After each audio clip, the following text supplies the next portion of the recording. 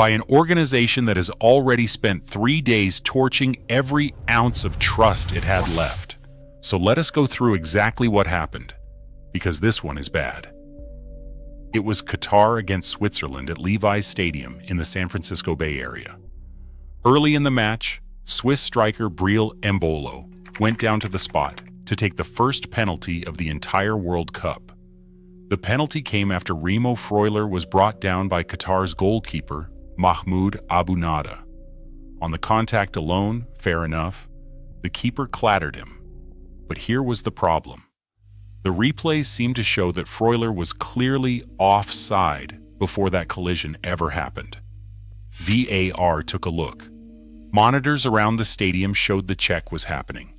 After a long delay, the decision came back onside. Penalty confirmed. Embolo scored.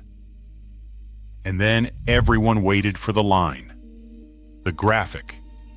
The calibrated freeze frame that drops 2 colored lines on the pitch and ends every offside debate in 2 seconds.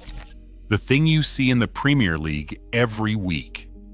It did not appear on Fox in the United States. It did not appear on the British broadcast. It did not appear in Spain. Nowhere on earth did the viewing public get to see the evidence that supposedly proved this was the right call. The line never came, so the fans did what fans do. They erupted. On X, the verdict was nearly unanimous. German-speaking supporters were calling it the biggest wrong call of the tournament so far, flatly declaring it was offside. Others called it the first refereeing scandal of the World Cup. One simply asked how on earth that was not offside. Thousands of people, looking at the same frames, certain of what they were seeing, and FIFA sitting on the one tool that could prove them wrong, showed them nothing. And then the pundits went off. Gary Neville, live at halftime, did not hold back. He pointed out that FIFA is the host broadcaster, that they have the semi-automatic decision in their hands, that they could show it instantly, and they were not. He said fans already distrust FIFA and the technology, and that until they prove otherwise, it is offside in his eyes. And then he reached for the word that became the headline. He called it like a dictatorship, an organization that holds the evidence internally and refuses to show it to the fans of the countries actually playing. Ian Wright was just as blunt, asking why we had not seen the semi-automatic line, saying the player looks offside, and landing on a single word, scandal. They do what they want, he said, sitting in their office. Now here's where FIFA made it worse by trying to make it better. About 3 hours after the match, FIFA released a statement, and the explanation was, of all things, a technical glitch. They said a brief technical outage had prevented the onside animation graphic from being generated, that the issue was quickly resolved, that the VAR's actual workflow was never affected, that the review followed normal procedure, and that the lines the officials used showed no offside. They even posted 2 images to back it up. Read that carefully because it's extraordinary.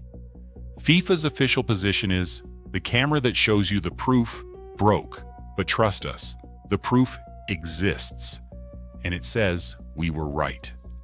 The evidence that could have killed this controversy in the moment it mattered, live on the broadcast while the world was watching, was unavailable precisely when the world needed it, and only surfaced hours later, after the goal was scored, after the result was shaped, after the damage was done.